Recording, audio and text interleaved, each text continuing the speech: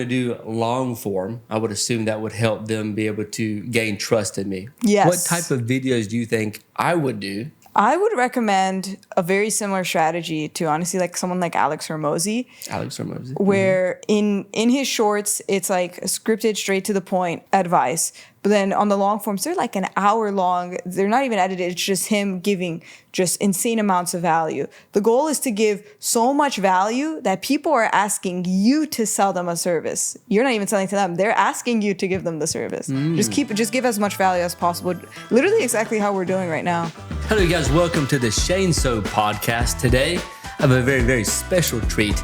A young girl. She's got over almost 7 million subscribers on YouTube in just a short amount of time. And the crazy thing is that she's only 19 years old. I'm here to learn a lot. I just want to say thank you, Jenny Hoyos. Yes. Thank you for having me. I'm excited to be here. Thanks for being here. So tell us a little bit about yourself. Like you were born and raised here in Florida? Yeah. So I was born and raised here in South Florida. Yeah. Okay. And then what got you into YouTube? Yeah, so I've always loved entertainment. I started doing like musicals when I was like 8 years old. So I loved performing arts. And I discovered YouTube a little bit after that. So I started my first channel when I was around 8 or 9. And Eight or 9? Yeah, and I did daily vlogs on YouTube. And I just made videos my entire life. And here I am today. Are those videos you've at 8 or 9 still online? They are not online. Okay, so fast forward to today. So you have over almost 7 million. You said 6.7 million subscribers. How does that feel? I mean, I feel the same. It doesn't really feel like anything. But is it I assume it's a full-time job? Oh, yes. This is the full-time job. Okay, so now I want you to talk me through what was it like to have what was your very first viral video and how did you feel in that moment and what was it about? Yeah, so my very first super viral video was a video where I did a $3 Chipotle burrito hack. Basically, if you bought a taco for like $1, you can like get double meat and double everything for free, and then you get an extra tortilla. You got like a $3 burrito, and it was so viral. It got over 10 million views on both on YouTube. It got 10 million. Instagram it got 10 million. On TikTok got 10 million. So like in the span of like 2 weeks, it got 30 million views across all platforms. Chipotle had to take down the hack. It was insane. So your first viral video, it affected Chipotle? Yes, it affected Chipotle. So how many subscribers did you get from that first viral video? I would say probably about 100,000. It wasn't the conversions actually weren't that high, actually.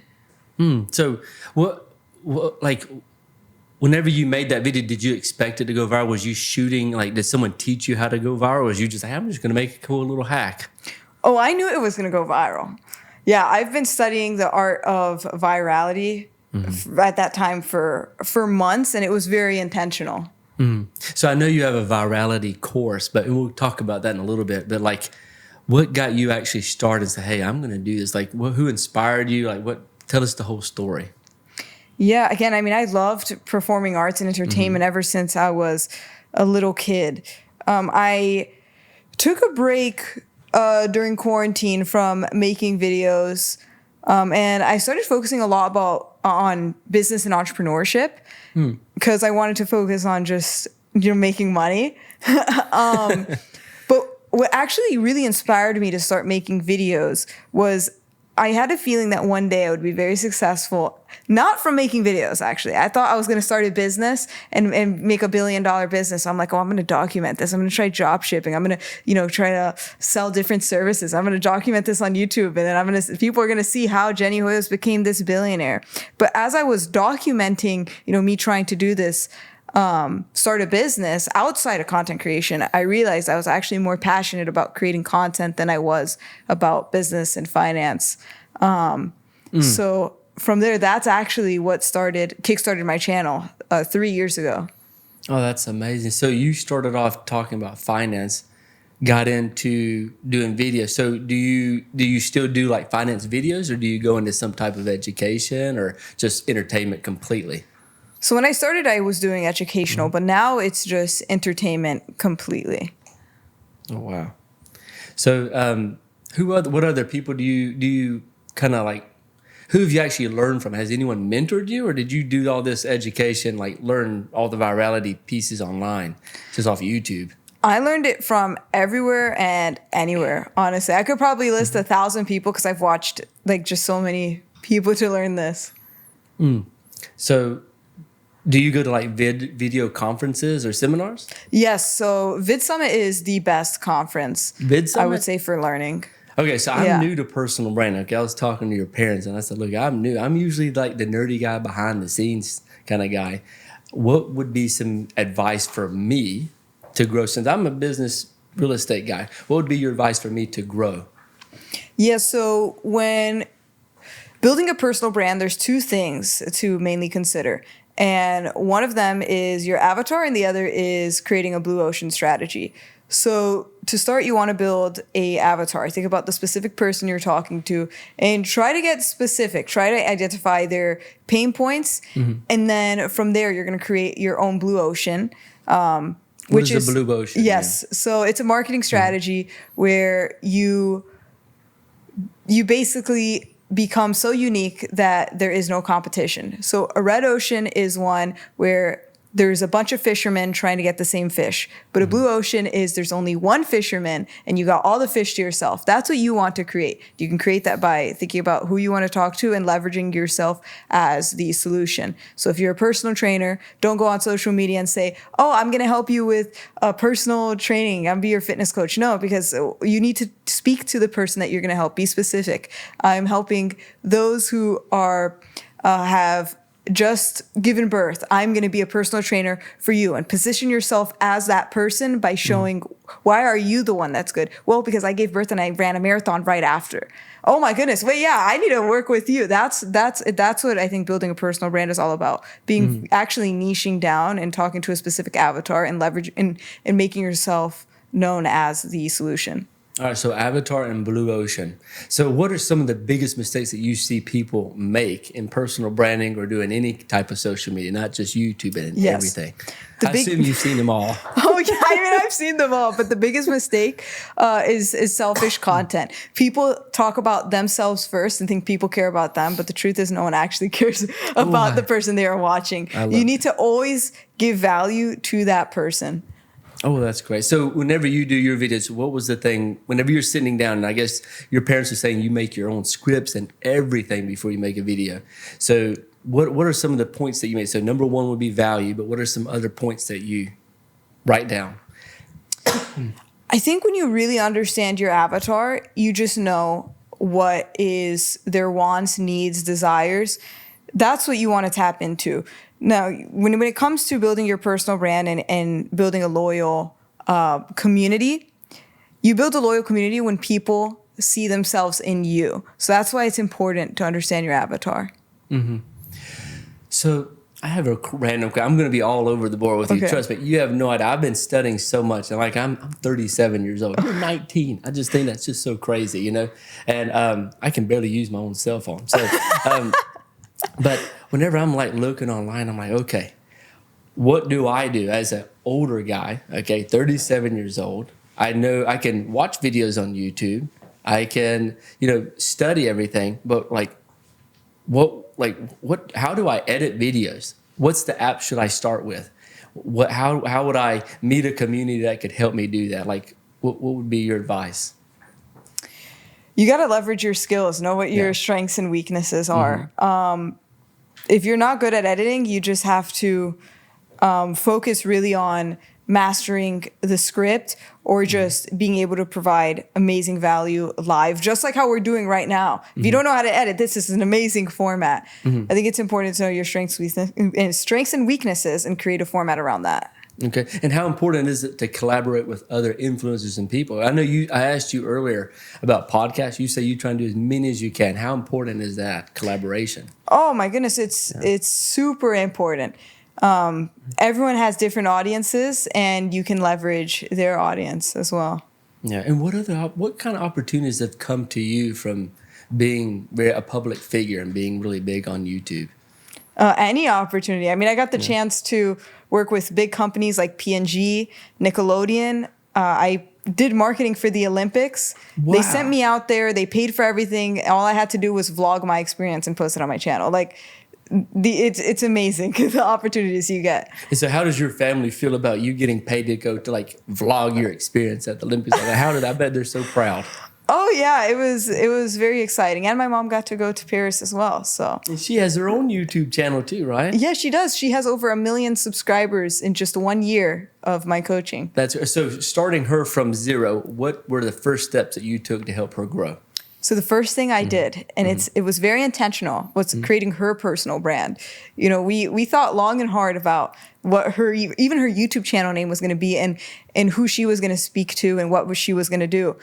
And because people know me as a cheapskate, and that's kind of what I'm known for in my content. A cheapskate? Yeah, that's kind of what I do. I'm like, I've done, like, for example, I made videos where I'm Mr. Beast on a budget. So like, that's what I'm known for. So when I started her channel, her name is The Saving Lady.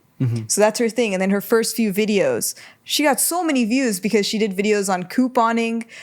She did videos where, for example, I would give her cheap gifts in my videos and she would do follow-ups. Oh, I'm going to get her back and give her another cheap gift. And we started her channel by building her personal brand and character. And then you collaborated between each other. Exactly. Oh, that's amazing. Yeah. And your mom is pretty outgoing. I saw some of the stuff. It's Oh, really yeah. good. Yeah, she is I think that's very important as well. Yeah. One thing that I thought was pretty interesting, because we're very picky with who we actually associate with, to be honest. And I assume you have to be that way too, is when I was seeing some of your videos, number one, I could tell you're very nerdy and passionate. Yes. Okay. But number two, you involved your family. Yeah. So a lot of YouTubers don't do that. How important it is for you to be able to put your family and kind of enjoy the social media life with them? Oh, it's super important. Well, for one, your family is the only people that you can really fully trust. So it's super important that they're the number one team members, right? But I also love having them in my content because even thinking back to my avatar, this is why it's so important, is my avatar are very young kids who may not appreciate their family as much, but they spend every day with them. They they live with their parents, siblings, and I think it's very relatable, and it's the aspirational life that they want with their family. Yeah. So I have another question. So how do you stay relevant in everything? Or are you just trying to do something completely off the wall that no one else is doing? Or do you kind of get your idea? Like, how do you get your ideas? Yeah, so I get my ideas through already proven concepts, whether that's from other creators, it's from movies, it's from shows, books, or even just looking in my natural day-to-day life, what are common proven things that people, they're like proven concepts, for example, that isn't even online. Everyone needs water. That's like a relatable human concept. Everyone needs to eat. Everyone wants to save money. So I think you can get ideas anywhere if you just keep your mind open to it. So it's very niche based, stuff like that. Yeah. Yeah, you can get ideas anywhere. So that was actually a really good question. I noticed that you have a pretty good mix between shorts and long form. Is it important to use both? I think it depends on your strategy. I think short form is a great way to get an insane amount of reach, and then long form is a great way to foster that community. To foster. Okay. So whenever you say foster, elaborate a little bit more on that. Yeah. So you can bring in a ton of views and subscribers on shorts, but to get them to fall in love with you or to buy products or to really be a true fan, they need to spend a lot of time with you. You know, in shorts, in 30 seconds, someone may not fall in love with you, but they can in a 10, 20-minute video. Okay. So if you're coaching me in a sense, so I'm a real estate person, okay? I do have a real estate hedge fund, but I also like people to be able to bring me deals, sell me deals, and I believe that everyone should have a win-win. If I was going to do long form, I would assume that would help them be able to gain trust in me. Yes. What type of videos do you think I would do? Should I do vlog style, or is it best to do the talk to the camera style, or do some type of challenge? What would you recommend? I would recommend a very similar strategy to, honestly, like someone like Alex Hormozi.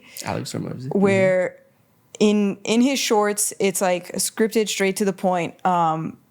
advice.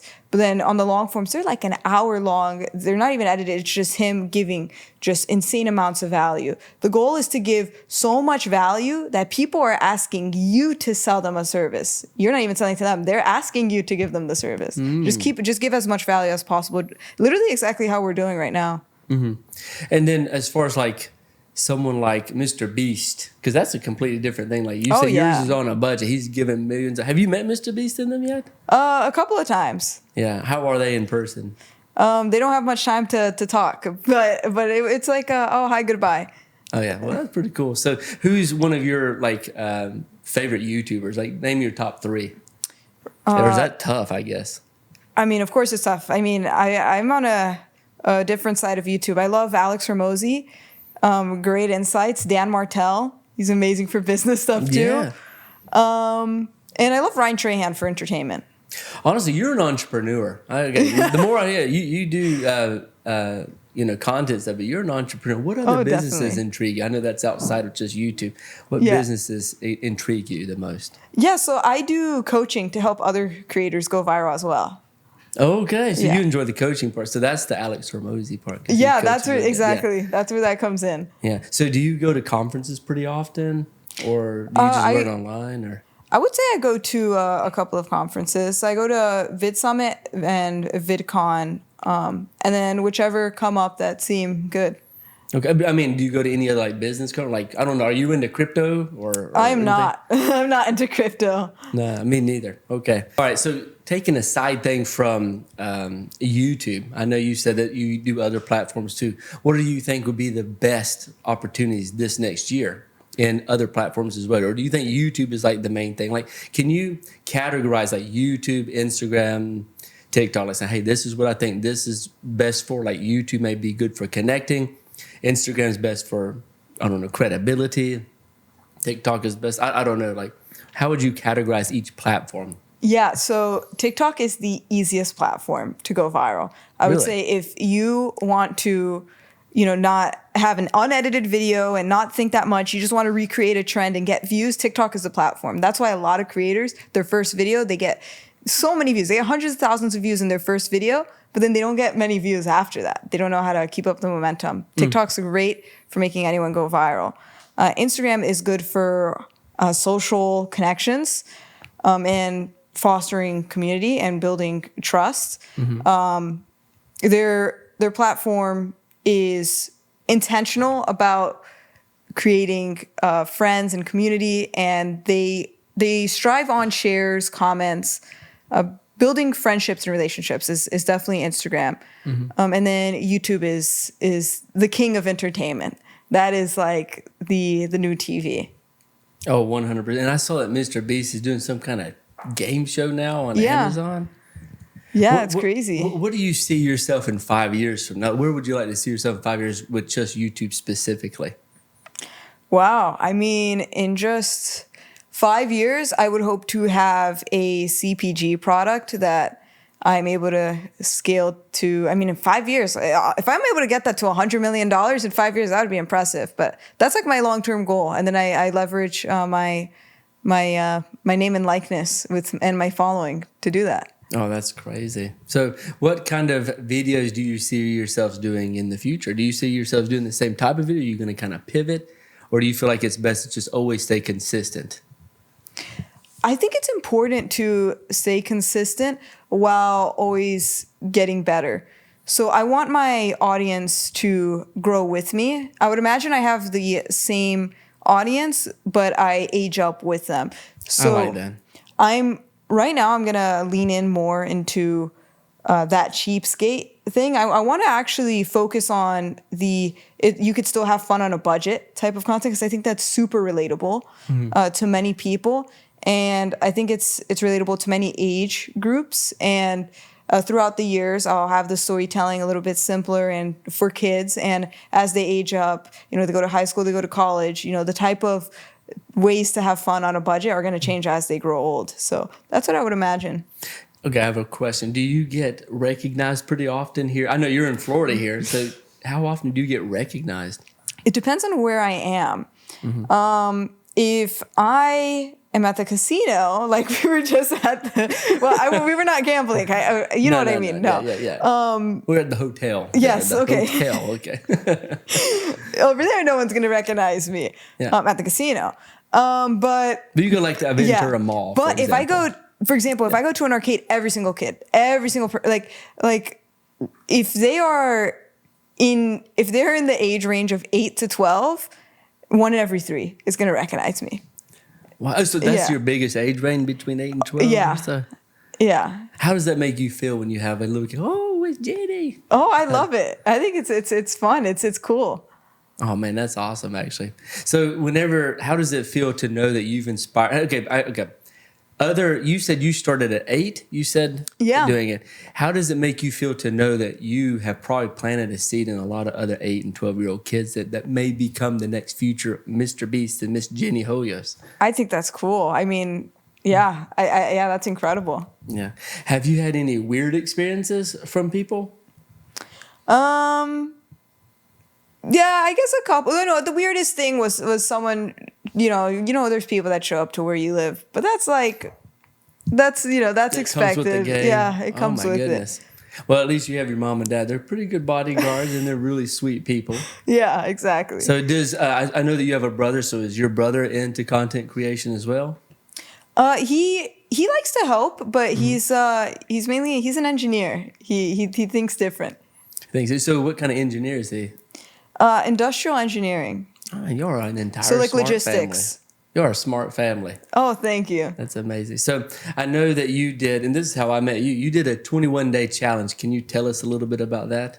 Yeah. So for the past month, I've been helping creators go viral in just 21 days, and it has gone insanely well. A lot of creators have had insane transformations and asked me to continue coaching them beyond the 21 days. So that's why I'm actually going to be running a coaching program ongoing forever. It's just going to keep going forever. I'll be group coaching for an annual plan at $1,000, basically. $1,000? Yeah, that's it's really good deal. It's a really good deal. And how many people do you are like? I know you had a ton of people come into the 21-day challenge. How many people joined that? 500 people joined the 21-day group coaching. So imagine when I'm 365, 24/7 group coaching. Yeah. So how important do you think a good community of that is, like put together? Super important. The community is everything. People come for the program and they stay for the community. Yeah. Also another thing. So we started a real estate community, and not only would we be there to kind of coach and help each other, but we can collab or partner. So do you feel like some of the people in the chats, because I'm part of the community too, and I see them all chatting. There's some guys in there chatting it up. Yeah, and then they can all collab together, give ideas, give each other feedback. And they can all grow together. Pretty cool, isn't it? Do you see yourself ever going and speaking at conferences? I know you said that you did one recently. Which one was that? That was TED Next. It was a TED event. How was that? Oh my goodness, it was amazing giving a TED Talk. It was a TED Talk on how to tell a story in 60 seconds. And they gave me a 5-minute time limit. They gave you 5 minutes to prove the point that you can tell a story in 60 seconds. But yeah, all the conferences I go to, the reason why I say I go to conferences often, every single one I go to is only if I'm a speaker, basically. Oh, wow. Yeah. I didn't know that. Yeah. So how often do you do those? Do you do them every month? Maybe every 3 months, every 3 to 6 months. Okay. Do you see yourself going into, I don't know, other areas like movies or anything? Or do you like just content creation? You say, I don't want to be an actress. I don't want to be a model. I don't want to. Yeah, I want to do all forms of comedy entertainment. So I would love to do a show or a movie. I think that'd be great. What kind of show or movie would you do other than just come like is there anything specific? I mean, I love comedy. Just comedy? Yeah, I mean, I love Adam Sandler movies. Probably something stupid like that. That would be actually really cool. What's one of your favorite Adam Sandler movies? I mean, all of them are good. Billy Madison, I think, is a really good one. I like Billy Madison. I like 50 First Dates. Yeah, that one's good too. That was good. Yeah. Or Happy Gilmore. That's kind of one of the old classic ones. Oh, yeah, it's a classic. Yeah. So, all right. Now, outside of all content creation, because I've been talking to your family, they talked about how busy you are. What do you like to do for fun outside of just work? Like, do you have any weird, nerdy hobbies?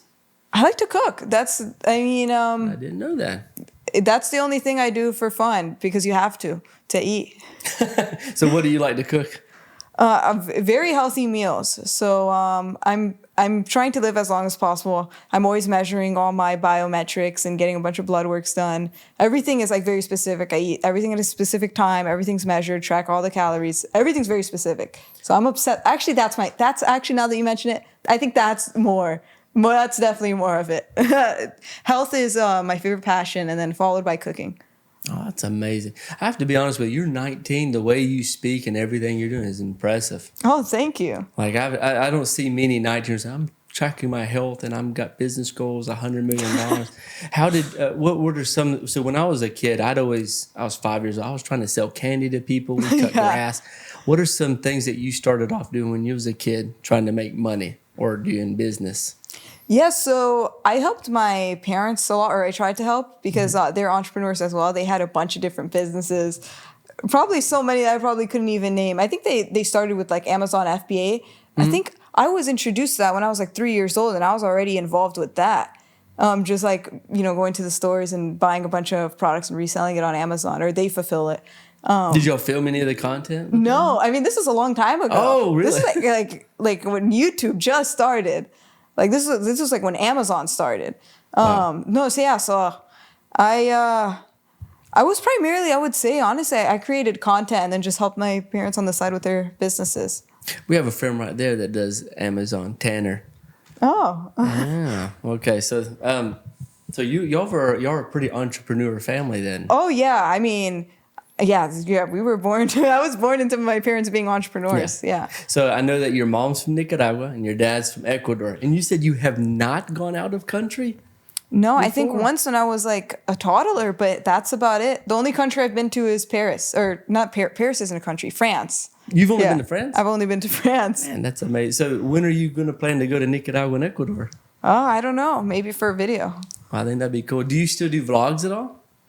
I mean, I wouldn't necessarily do vlogs. I try to do storytelling-based videos, if that makes sense. Okay. All right, so before we end, okay, talking about virality. I'm sorry, I was all over the board. Yes. You'll see how I am. I am all over the board. Okay, Talking about virality one more time. Okay, so tell me the top 5 steps. So I have nothing. I'm 0. What should I do today? You said other after I know my avatar, I said, okay, I know what I'm going to go. I know what Okay, so after you've understood your personal brand. My personal brand. Yeah. So focus on shorts. I would say number 1, focus on shorts. And once you have built a following and audience, then you'll convert into also creating long form content or live streams. That's a form of long form content. That's number 1. I would focus on shorts because they maximize reach. Number 2, you need to master hooks. You need to be the best at hooks, because if you don't hook the viewer, the rest of your video doesn't even matter. You wasted your time making the rest of the video because they're not even going to see it. Okay. That's how important the hook is. And you do that by immediately disrupting the viewing pattern. When someone's watching on shorts, your thing needs to just be crazy. It just needs to shock the viewer. But that's why it's important to know your avatar, because if you know them, then you know what will shock your viewer and stop their viewing pattern. Disrupt the pattern while they're scrolling. Number 2, it's important to get them to watch until the end. And you do that by having constant progression. Everything that you say has to slowly get you to the answer. There can be zero fluff, nothing that takes us back. Everything has to slowly get us closer to the answer. And then I think I'm on number 4, concise ending. You're gonna, usually your hook is a question and you slowly give puzzle pieces to the answer. The ending should be the answer and it immediately ends. If, for example, the video is, what's 10 minus 5? The last word in the video is 5 and the video ends. That should be the very last word. And then the 5th most important thing from there is rewatchability. Because YouTube, or shorts in general, shorts are so short that they will only really go viral if people watch it again. People want viewers to be on the platform, or YouTube or any platform wants viewers to be on the platform as long as possible. So if they not only watch your video but are rewatching it, that's a great signal to the platform that the viewers are going to stay longer. And to increase the rewatchability, there are different things you can do. Typically, it's Easter eggs, or if you're giving an in-depth tutorial, typically that will cause rewatchability. Twists at the end cause people to want to rewatch the video to see if there were hints throughout the video, if you would have caught that twist. That's a great idea. Okay. Yeah. And that's actually a really smart idea, actually doing the twist. So you kind of want them to loop back through and rewatch it again. Yeah. What do you think about inorganic? Like, do you do any ads before, or is it mainly with the 21-day challenge that you did the ads? Or I only do ads for things that I'm selling. I wouldn't run ads on just like videos that are meant to be organic. okay, and what's the difference between doing videos for someone with personal branding and then a business selling, like, I don't know, a service? Let's just say there's a guy that we have some buddies, they do landscaping. What would be your recommendation for the landscaping guys? I would say it would be very similar to those who will have a personal brand, because people don't follow or trust companies. They trust people and they follow people. No, that's great. So tell everyone where they can find you online. Yes, so my channel is Jenny Hoyos, and if you want to work with me, you can go to jennyhoyos.com. I would love to see you join my group coaching program year-round at $1,000 a year. It's such a good deal. Like, I know it's an amazing deal. An amazing I'm probably going to increase the price because that's too good. I think she has to. She's going to increase it eventually. Yeah, I think soon, very soon, maybe in a month or so. Yeah. Well, Jenny, thank you so much for being on. I appreciate it. Yeah, thank you for having me. This was a lot of fun. Thank you so much.